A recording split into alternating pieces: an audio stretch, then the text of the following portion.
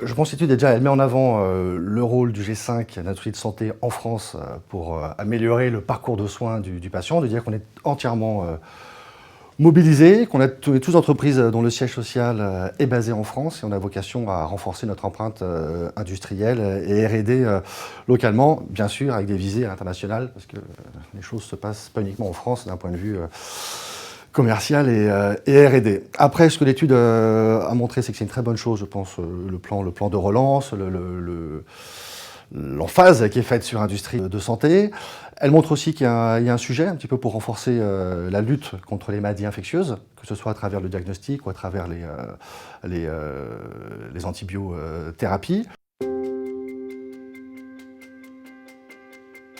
La crise, ce qu'elle a démontré, c'est l'importance du diagnostic en période de pandémie.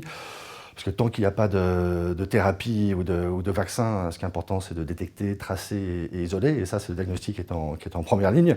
Donc ça a montré l'importance du diagnostic dans la chaîne de valeur, dans la prise en soin, dans la partie un peu préventive. Donc là, on s'est senti très utile. Nous, les autres acteurs du diagnostic, on s'est senti très utile dans la période. Donc ce que ça a démontré aussi, en termes de réflexion, c'est bien sûr, on a très rapidement travaillé à développer des tests spécifiques Covid. On a travaillé aussi à renforcer nos capacités de production, là où on pouvait le faire.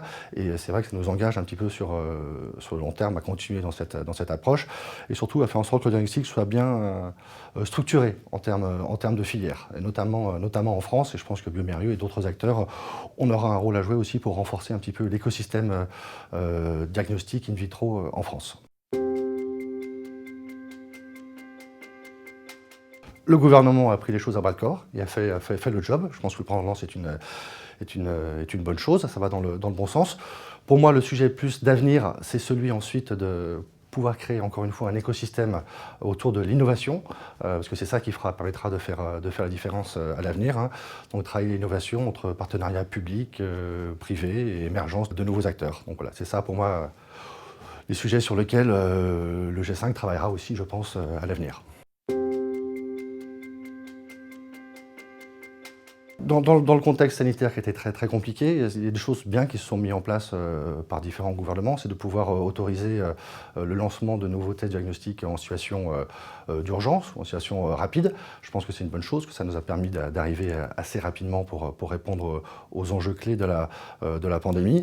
Donc je pense que c'est un sujet qu'il faudra continuer à travailler, hein, ces solutions un petit peu d'urgence, toujours bien sûr avec la qualité qui soit au bon niveau, parce qu'il faut prendre zéro risque patient. Après, d'autres choses, je pense, qui vont être importantes pour le secteur du diagnostic en général, c'est de pouvoir développer des tests qui soient plus proches du patient. C'est quelque chose qui peut être très utile dans le cadre d'une pandémie, mais dans le cadre général du suivi d'une population et du traitement des pathologies, notamment infectieuses.